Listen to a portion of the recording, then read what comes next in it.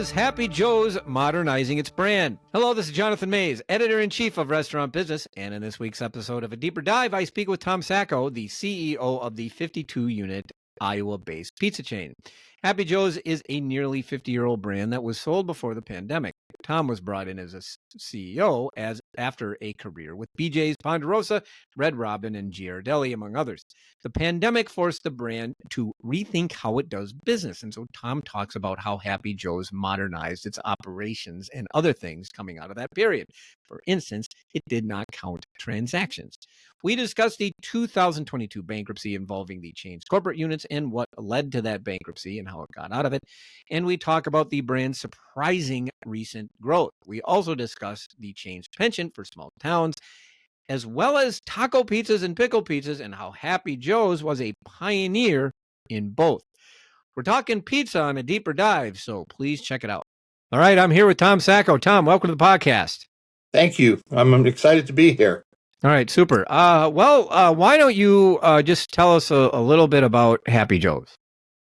All right. Well, Happy Joe's is a Midwestern-based company that started in 1972 selling pizzas, but with a different spin on it. We weren't looking to be the best red sauce pizza. We were looking to be the most unique flavored-based pizzas. So our claim to fame is we were the originator of the taco pizza, you know, and we have all different kinds of unique pizzas. We have the basics, like a pepperoni or a pepperoni and sausage, but we really get, into our sweet spot when we're talking about, a sauerkraut and Canadian bacon pizza or a sloppy Joe pizza, okay, or Christmas, Thanksgiving, we do a turkey and gravy and dressing and mashed potato pizza. So we look at pizza like an artist looks at a blank canvas. And so we look at what's the most convenient comfort food, that we're going to put on it for this year. And that's how we go about it. But you can get to your basic, pepperoni pizza, and it's as good as anywhere else you're going to get. But we do a lot of other pizzas that we are very famous for and get a lot of recognition for. Tell me the story of the taco pizza.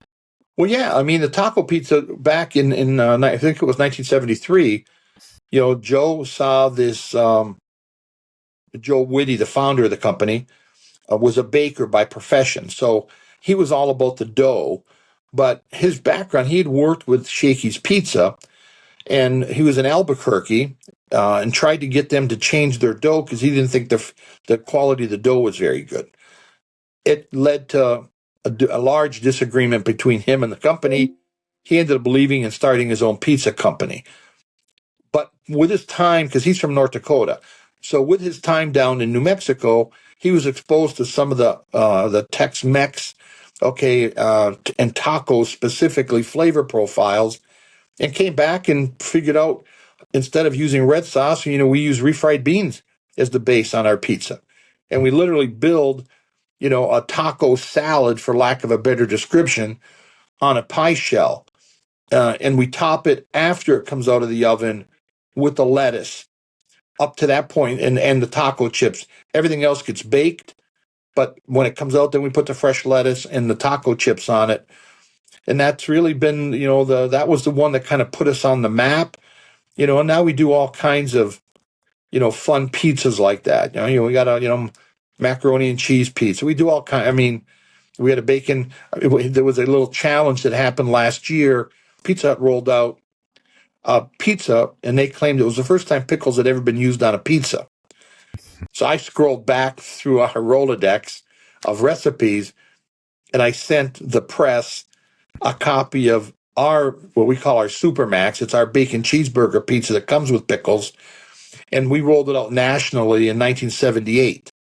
So it created a little bit of a hubbub, kind of like the Taco John, Taco Bell thing that happened, with their Taco Tuesday between us and Pizza Hut. But it was good for the press. It was good for everybody. And we finally got acknowledged that, we were the first ones to put pickles on a pizza. So it's fun when you look at it from the standpoint that as long as the guest is the winner, then it's a great thing to be able to look at doing. So you had pickles on a pizza in the 1970s. 1978 to be exact. Yes, sir. Right, right. By the way, yeah, you called it a bacon cheeseburger pizza, but if you have pickles on it, it's a pickle pizza, just for the record. Okay, it's a pickle That is pizza. 100% true. It's a pickle pizza because that's what you taste is the pickles. Right, that is exactly right. Right. Now, do you have you done pickle pizzas more recently? Well, so based on your comment, yes, when we rolled out our Sloppy Joe pizza in 2022, it had the pickles and our spread of mustard on it. But what did you taste? You tasted the pickles. Always taste the So pickle. yeah, a recent one was 2022 when we rolled out the Sloppy Joe pizza. No. Well, yeah, that's the thing. Like, if you're gonna put pickles on a pizza, these days I would probably just call it a pickle pizza. There is a weird. I don't understand it. I like pickles on all sorts of things, but when I eat a pizza, I don't want to have a pickle. But that's me. Right. There's a large contingent of Americans that really like pickles on their pizza, and it's always interesting to me to see it. I live in Minnesota. You go to the Minnesota State Fair, and then the pickle pizza line is ridiculous. It's completely ridiculous. Anyway, that's a tangent. So, how many locations you folks at right now? 52. Oh, 52. And Yeah. how was last year for you? It was good. I mean, we weren't up as much as we had been the last couple of years, but we ended up about 3.4% for the year. Mm-hmm. Mm-hmm. What did you attribute that to? Mostly price. Yeah. Mostly taking price. One of the things we did last year that the company had never done is we started tracking transactions. We noticed that even when we were comping up in sales, we were actually comping down in guest count and in transactions. So we put a big push on rolling out lower priced products. And we saw our check average come down about $1. Our transaction average come down about $1, per transaction. But our transaction counts are now positive. Mm-hmm. And we did that by rolling out a different line of pizzas. We call them our thin crust pizzas, and they run from $12.99 to $17.99. Same toppings, everything's exactly the same. It's just and the quality's the same. The big difference is the dough. We're using about a third of the cost of the dough, and we're taking a little bit more of a hit on margin than we do on the standard pizzas. And then we also came out with even a lower priced product line. And this is different. So some people think this is really, goofy for us to be doing, but we rolled out a line of burger pizzas.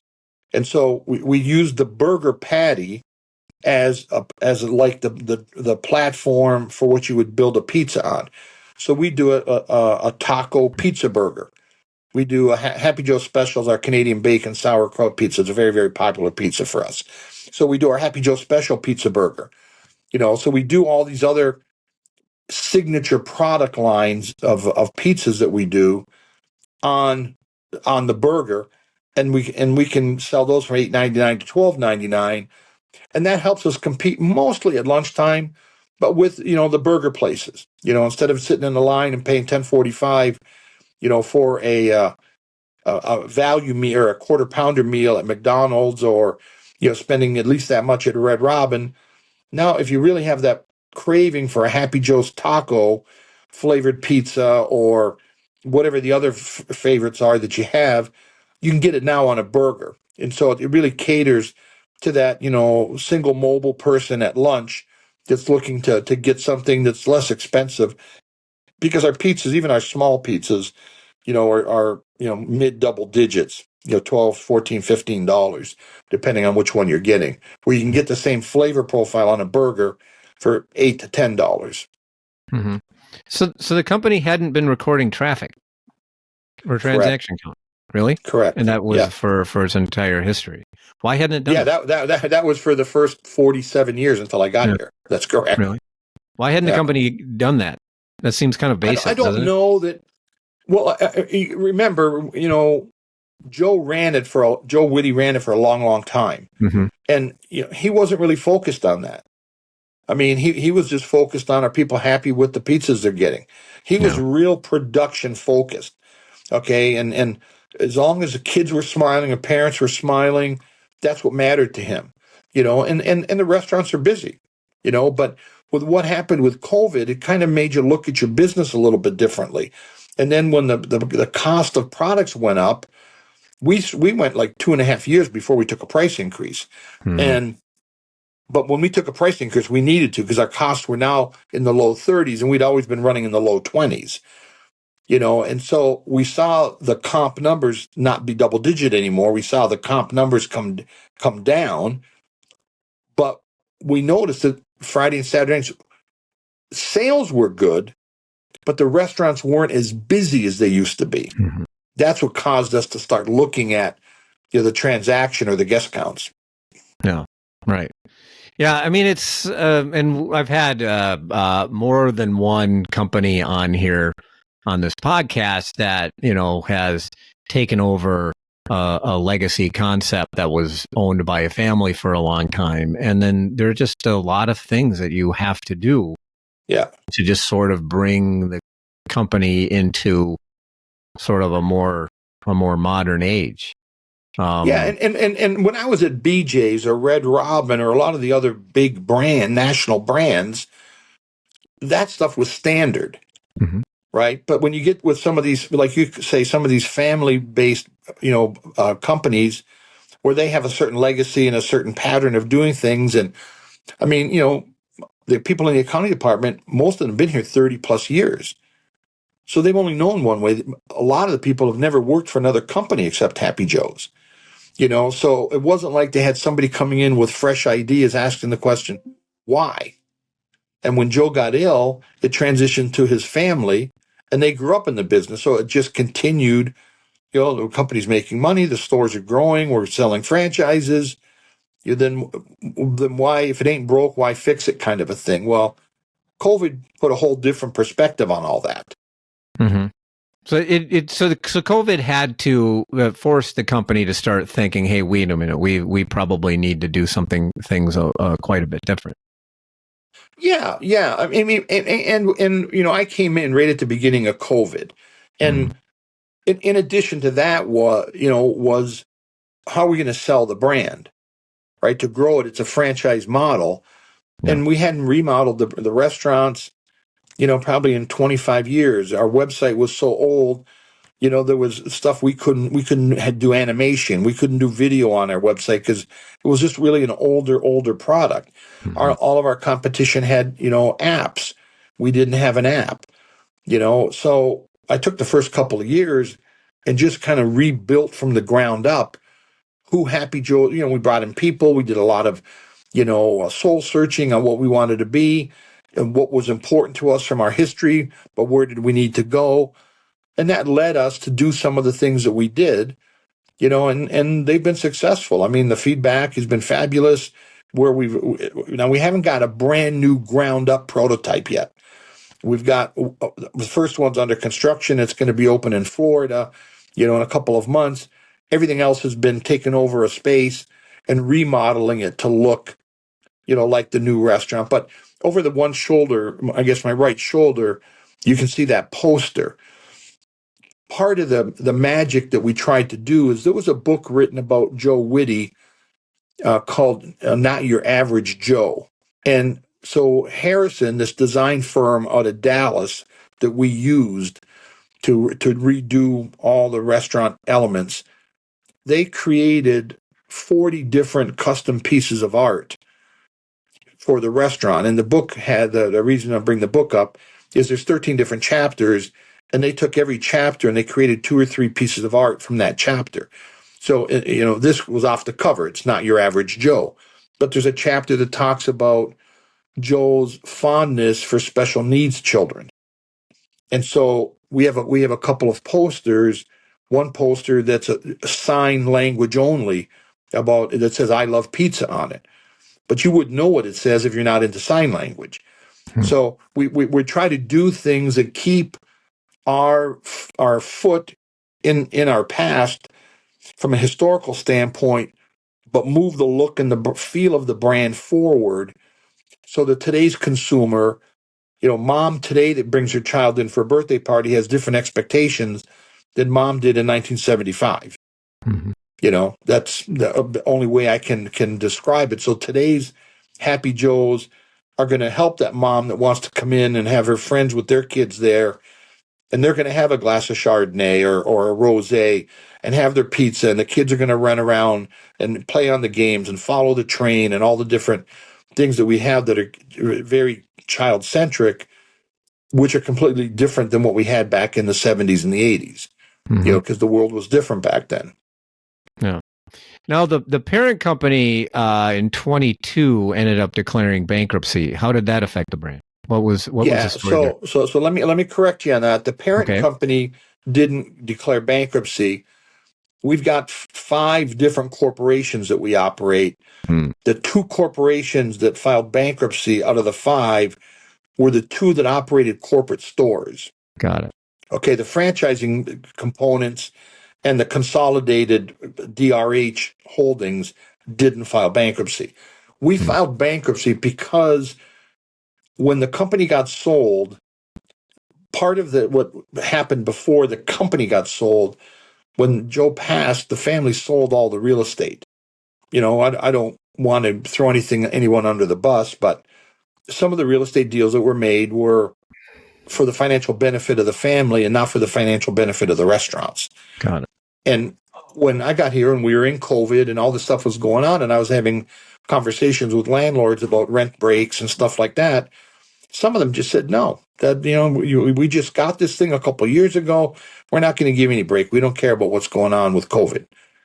So no problem. I said to them, listen, I go in and transform companies. If you look at my history, I've taken multiple companies in and out of bankruptcy. I'm giving you a heads up. Okay. And it's like, well, you do what you got to do. Well, and we did. And we shook loose some of the dead weight we had, okay, with those real estate rental properties that were properties we originally owned, and we sold them to a third party. Mm-hmm. And then came back out. I mean, we were packaged going in. We knew we were coming out. And as a matter of fact, there's a new called a sub-chapter 5 in the chapter 11 that you have to be in and out in 90 days. Okay. And we were in and out in 90 days because it was really based on real estate alone. Mm-hmm. Okay. And never had a problem. We pay all of our bills with no problem. And if you talk to our vendors, I mean, we pay usually the day after we get groceries delivered. Okay. Because we take advantage of a 1% discount for quick pays. And there's no problem with Happy Joe's making money. The problem was the way the company had been left to the new group that had bought it. Mm-hmm. And that's kind of what I get paid to do, is to come in and fix stuff. Right. So it was a lease bankruptcy. It was based on based on leased properties. Exactly. Yeah. I always classify restaurant bankruptcies in a couple of different ones. There's, 3, I guess. There's the debt bankruptcy, because they took on too much debt. There is the, operations, just general operations bankruptcies because they're literally losing money. And then you got bankruptcies that are done because you have onerous leases and they need to be disposed of. So this was a lease bankruptcy related to the sale leaseback. Yeah, and 3 out of the 5 properties that were turned back in, I helped the landlord find franchisees for them. Mm-hmm. So they never ever really closed. They just changed. We bankrupted them so that we could sell them, so we could turn them back in, and then the landlord could redo a new lease with these other people, and these people brought the rates actually down. Yeah. One of the landlords is now a partner in one of those Happy Joes. I mean, so did it turn out as good as we were hoping? No, we hoped all 5 properties that we turned back would get redone, but we got 3 of them done. I mean, I didn't come into it, and I told the landlord, I don't want to close any stores, okay? But this is a corporate store problem. This does not affect the franchise community, and so we sold them to franchisees because once they knew they could get they weren't going to pay the rent we were paying either. But once they realized the landlords would work with them, and they had no choice. It was either that or else take these, like I told them, one of the biggest landlords in New York, I said, have you been out here to see your properties? No. I said, well, they're in the middle of a cornfield. Okay, this is an urban New York or New Jersey. Like you've got a lot of your properties. Out here, we're in little itty bitty towns surrounded by cornfields. So you can work with me or you can come back and find them, in amongst the cornfields. Yeah. And they worked with us, and we've got a good relationship with them. Mm-hmm. So, right. So now you've been expanding quite a bit. Am I wrong? we've been trying to, correct. Mm-hmm. Yeah, Mm-hmm. we've been trying, and we've had a lot of success. Success has come faster than I thought it would come initially. Really? Yeah. You just signed a 6-unit deal, I think, in the Twin Cities, where That's right. I'm at. I just got off the phone with another fella that's on the other side of the Twin Cities that's looking at doing a 6-unit deal. Mm-hmm. So there might be 12 units under contract, in less than a month up there. Wow. Right. Although he's also talking about Duluth, and he's talking about St. Cloud, which I've had restaurants in the past, back in my Bonanza days. So I know a lot about a lot of these little markets, Mankato and all these other different markets, that we've had restaurants in over the years. So, I'm pretty, when you've been doing it as long as I've been doing it, and you've worked with brands that have been all around the country, you get a good feel for some of these communities that we think Happy Joe's would be really, really good in. So that's still your strategy, is to go into smaller communities? Yes. Yeah. Yes. Yeah. I love smaller. I think that tends to be. I always have.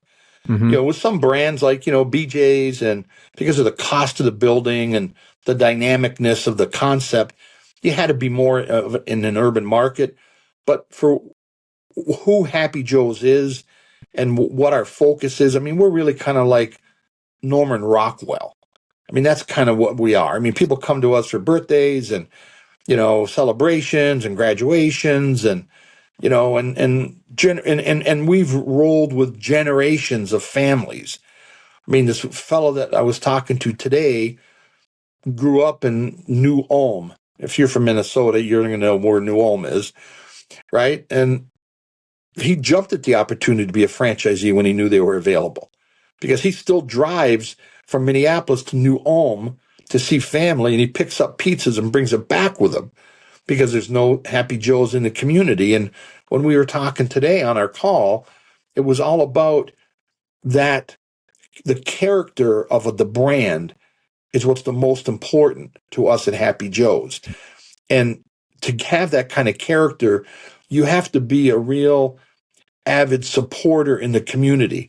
So you got to be the restaurant that supports the football team, okay, that supports the cheerleaders that people go to when they have their graduations. They come to you after church on Sundays. They hold baptisms and birthday parties at your place. And a lot of that happens more in some of the smaller towns than it does in the metro markets, where you've got so much more competition for that new sexy restaurant to go to. And the value system is just so different, which allows us to work where we support the booster club at the high school, and the football coach sends us kids to work because the kids need a job. And the coach manages them as much as we manage them to make sure he's coming to work and stuff like that. So that's why I referenced that Norman Rockwell type flavor that we have with the brand. Yeah. Yeah. I tend to think that small towns, as I said, are like an undertapped resource sometimes for some things, because I think that they really, the communities tend to appreciate it more. They do. You're spot on, Jonathan. You are spot on. Mm-hmm. And they appreciate, when you do little things, where when we do the little things in the bigger cities, it's just lost in the clutter because there's so much other stuff going on. And when I say little things, I'll give you a small example of something. Our PR firm is based in Dallas.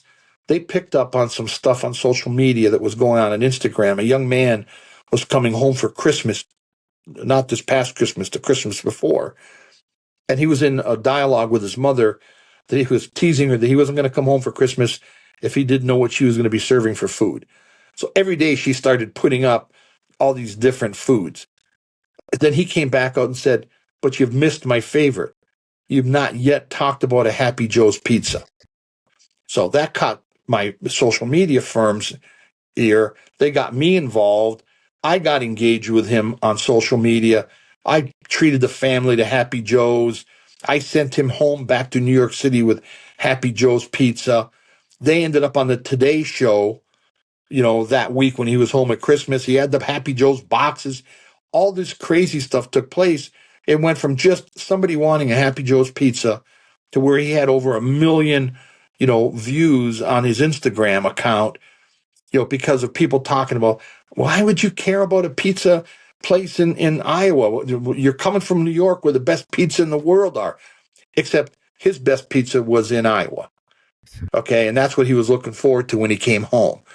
And that's the kind of emotional connection that Happy Joe's guests have with the brand. It's really, really different that way.